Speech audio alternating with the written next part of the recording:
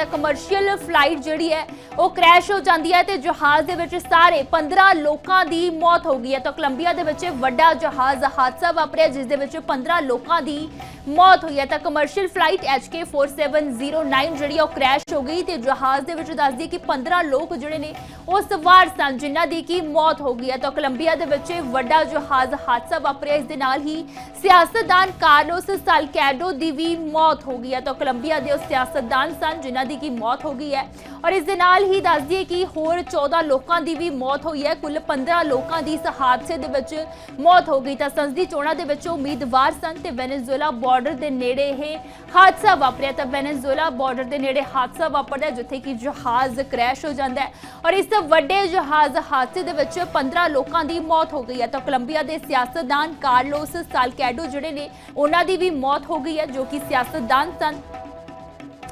ਤਾਂ ਕੋਲੰਬੀਆ ਦੇ ਵਿੱਚ ਜਹਾਜ਼ ਹਾਦਸਾ ਵਾਪਰਿਆ। ਜਹਾਜ਼ ਦੇ ਵਿੱਚ 15 ਲੋਕ ਜਿਹੜੇ ਨੇ ਉਹ ਸਵਾਰ ਸਨ ਤੇ ਜਹਾਜ਼ ਦੇ ਵਿੱਚ ਸਵਾਰ ਸਾਰੇ 15 ਲੋਕਾਂ ਦੀ ਮੌਤ ਹੋ ਗਈ ਹੈ ਤੇ ਮਲਬੇ ਦੀਆਂ ਤਸਵੀਰਾਂ ਜਿਹੜੀਆਂ ਨੇ ਉਹ ਵੀ ਸਾਹਮਣੇ ਆ ਰਹੀਆਂ।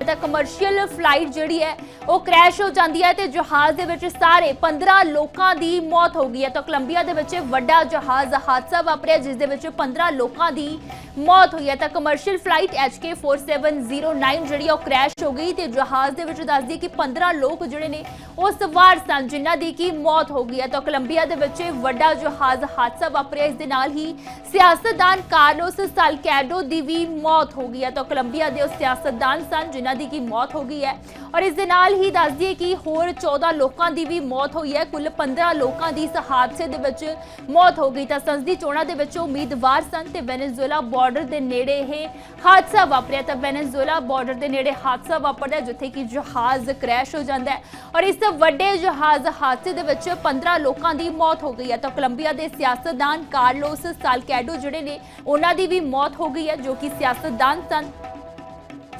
ਤਾਂ ਕੋਲੰਬੀਆ ਦੇ ਵਿੱਚ ਜਹਾਜ਼ ਹਾਦਸਾ ਵਾਪਰਿਆ। ਜਹਾਜ਼ ਦੇ ਵਿੱਚ 15 ਲੋਕ ਜਿਹੜੇ ਨੇ ਉਹ ਸਵਾਰ ਸਨ ਤੇ ਜਹਾਜ਼ ਦੇ ਵਿੱਚ ਸਵਾਰ ਸਾਰੇ 15 ਲੋਕਾਂ ਦੀ ਮੌਤ ਹੋ ਗਈ ਹੈ ਤੇ ਮਲਬੇ ਦੀਆਂ ਤਸਵੀਰਾਂ ਜਿਹੜੀਆਂ ਨੇ ਉਹ ਵੀ ਸਾਹਮਣੇ ਆ ਰਹੀਆਂ।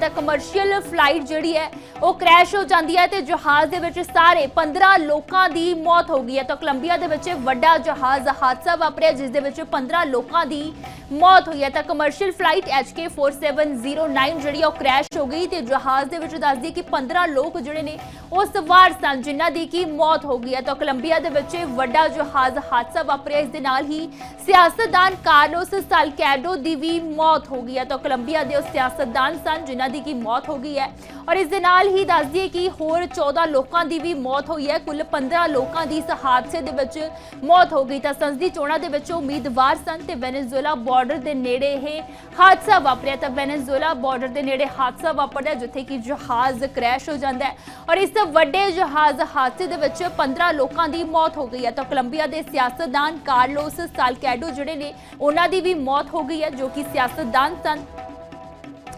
ਤਾਂ ਕੋਲੰਬੀਆ ਦੇ ਵਿੱਚ ਜਹਾਜ਼ ਹਾਦਸਾ ਵਾਪਰਿਆ। ਜਹਾਜ਼ ਦੇ ਵਿੱਚ 15 ਲੋਕ ਜਿਹੜੇ ਨੇ ਉਹ ਸਵਾਰ ਸਨ ਤੇ ਜਹਾਜ਼ ਦੇ ਵਿੱਚ ਸਵਾਰ ਸਾਰੇ 15 ਲੋਕਾਂ ਦੀ ਮੌਤ ਹੋ ਗਈ ਹੈ ਤੇ ਮਲਬੇ ਦੀਆਂ ਤਸਵੀਰਾਂ ਜਿਹੜੀਆਂ ਨੇ ਉਹ ਵੀ ਸਾਹਮਣੇ ਆ ਰਹੀਆਂ।